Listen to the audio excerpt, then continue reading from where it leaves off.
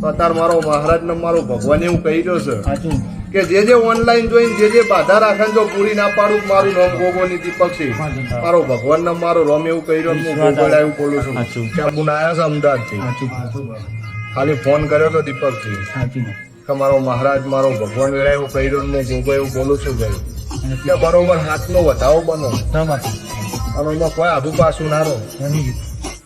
તે દાડ બુનનો ફોન આવ્યો સવારે કે રાતે બુન જતા રહ્યા છે, એનું કોઈ ઠેકાણું નહીં, કોઈ કોન્ટેક નહીં ભાઈ.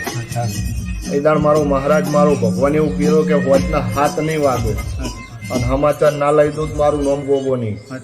પછી ફરીથી ફોન આવ્યો 11 વાગે. શું કહું છું કે આવો બનાવશે ને આવી વાત છે.